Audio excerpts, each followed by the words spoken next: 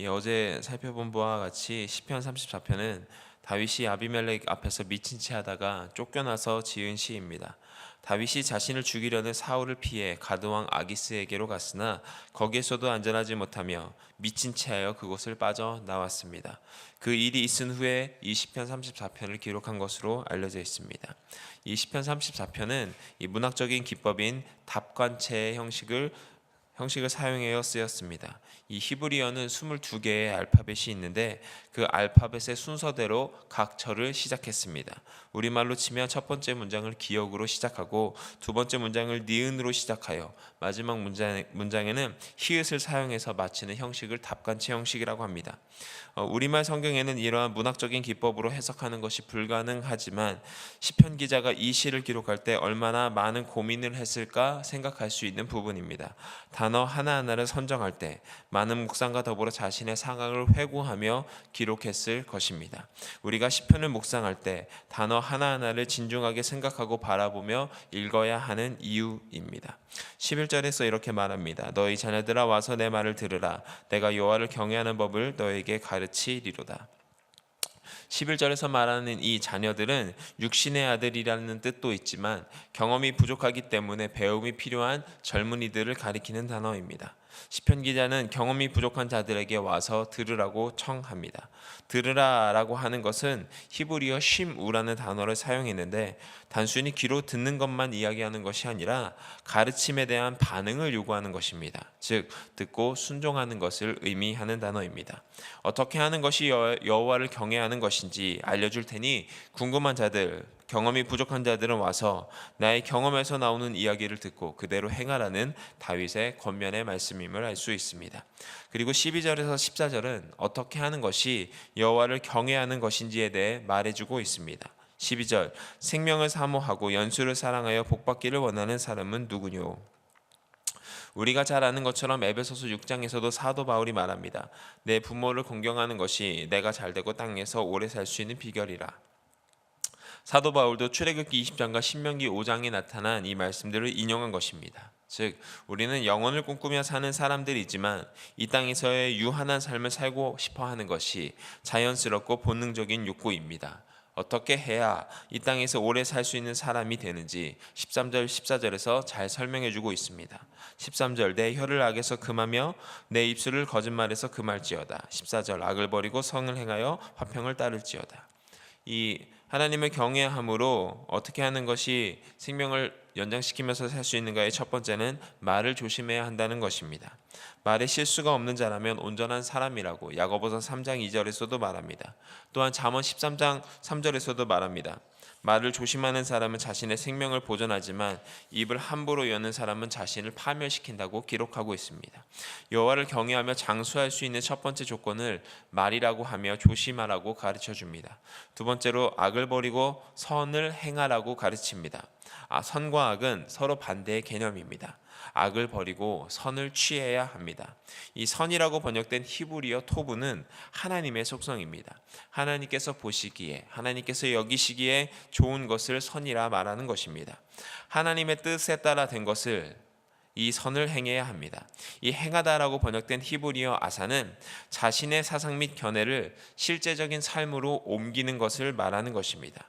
즉 악을 버리고 선을 행해야 한다는 것은 자기 자신의 생각에 좋은 것인 선을 버리고 하나님께서 보시기에 좋은 선을 행하며 실제로 그것을 따라 사는 삶을 뜻하는 것입니다. 세 번째로 화평을 따라야 합니다. 화평은 죄사함을 얻고 하나님과 끊어진 관계를 회복함으로써 누리는 영원하고 참된 평화입니다. 악을 버리고 선을 행하는 것이 하나님과의 관계를 회복하여 하나님을 경외하는 길임을 시편 기자가 잘 말해주고 있습니다. 15절 여호와의 눈은 의인을 향하시고 그의 귀는 그들의 부르짖음에 기울이시는도다. 하나님의 눈은 항상 의인들을 향하고 있기 때문에 하나님은 의인에게 필요한 것이 무엇인지 아시고 채워주십니다. 또한 하나님의 귀는 의인을 향해 항상 열려있기 때문에 의인이 기도하면 하나님이 응답해 주십니다. 여호와의 눈과 귀는 하나님의 돌보심을 상징하는 단어들입니다. 16절 여호와의 얼굴을 악을 행하는 자를 향하사 그들의 자취를 땅에서 끊으려 하시는도다. 이 15절과 16절을 자세히 보면 하나님의 얼굴은 의인들과 악인들에게 각각 향한다고 기록하고 있습니다. 그런데 여기서 사용된 단어가 다릅니다. 의인들에게는 영어 성경으로 보니까 upon이라는 단어를 사용하였고 악인들에게는 against를 사용했습니다. 즉 의인에게는 돌보심을 주시지만 악인들에게는 심판을 내리기 위해 그들을 계속 지켜보고 있다는 사실을 우리가 잘 알 수 있습니다. 심판으로 악인들의 자취를 땅에서 끊으려 하십니다. 자취라는 것은 히브리어로 제케르를 사용했는데 기억하다, 회상하다라는 뜻이 있습니다. 악인들은 기억하는 것을 땅에서 끊으려 하십니다. 어떤 존재에 대한 기억을 땅으로부터 끊는다는 표현은 그 존재가 이웃에게서 완전히 잊혀지고 제거된다라는 의미를 가지고 있습니다. 즉 선을 행하지 않고 악을 행하는 자는 이 땅에서의 자취를 찾아볼 수 없다는 뜻입니다. 하지만 이 땅에서 악인들 가운데서도 장수하는 사람들이 많이 있습니다. 그렇기 때문에 12절에서 말하는 그 장수라는 것이 단순히 땅 위에서 오래 사는 것뿐만 아니라 영원히 사는 것을 포함하고 있는 것임을 우리는 미루어 짐작할 수 있습니다. 17절 의인이 부르짖음에 여호와께서 들으시고 그들의 모든 환난에서 건지셨도다. 17절은 의인의 특권입니다. 어려움이 처했을 때 부르짖으면 여호와께서 들으시고 모든 환난에서 건져 주십니다. 그 어떤 환난의 그물이 우리를 붙들어 맨다 할지라도 여호와께서 엉킨 실타래를 풀어주듯이 의인의 기도를 통해 우리는 자유함을 얻을 수 있습니다. 18절 여호와의 마음이 상한 자를 가까이 하시고 충심으로 통회하는 자를 구원하시는도다. 이 상한이라고 번역된 히브리어 니시벨에는 부서지다, 조각나다, 파괴되다 라는 뜻입니다. 형체를 알아볼 수 없을 정도로 파괴된 상태를 뜻합니다. 가까이 한다라는 이 히브리어 카보르는 친근하게 대하다, 받아들이다라는 뜻입니다. 즉 하나님께서 의인을 어떻게 지키시고 보호하시는지를 말해주고 있습니다. 의인이 세상을 살아가면서 여러 가지 일들로 마음이 낙심되고 좌절될 때 하나님께서는 친히 그에게 가까이 오셔서 그 마음까지도 돌보아 주십니다.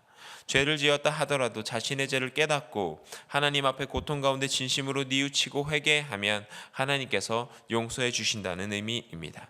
19절 의인은 고난이 많으나 여호와께서 그의 모든 고난에서 건지시는도다.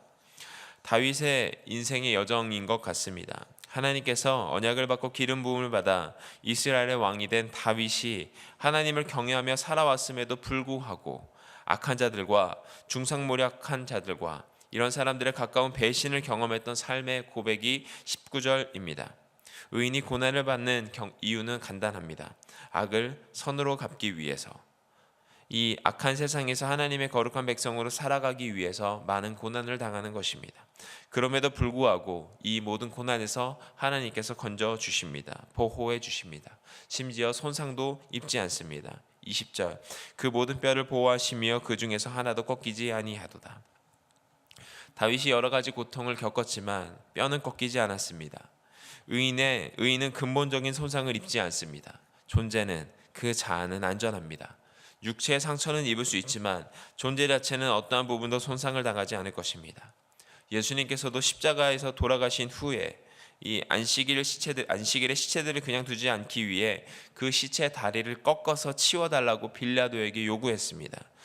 예수님과 함께 십자가의 양쪽으로 있던 사람들의 다리들은 꺾였지만 예수님께 와서는 이미 죽은 것을 보고 다리를 꺾지 않았습니다.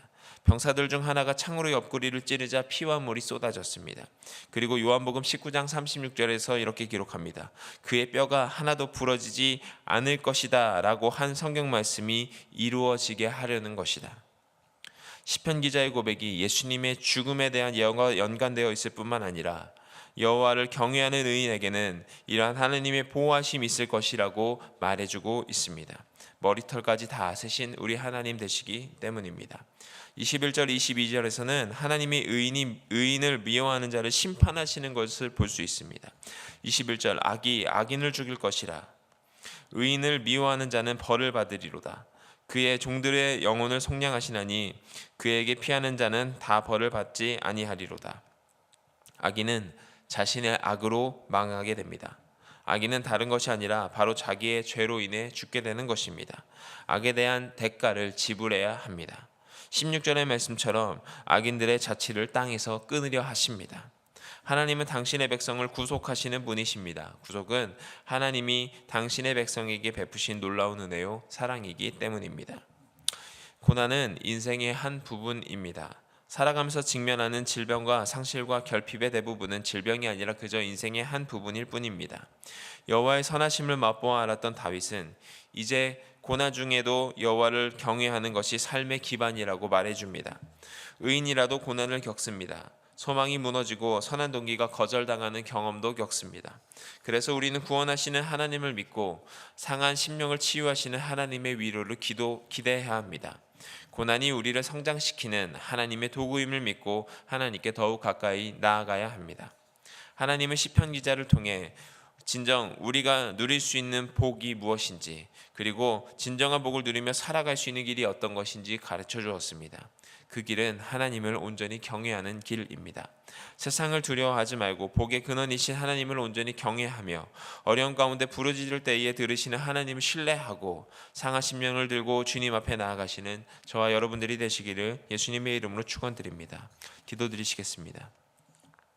시편 기자의 고백처럼 주님 경외하며 사는 삶, 주님의 경외하는 삶이 어떤 것인지 주님의 말씀으로 와서 듣고 배우고 그대로 살아갈 수 있는 우리들 될 수 있도록 인도하여 주옵소서. 예수 그리스도 이름으로 기도드립니다. 아멘.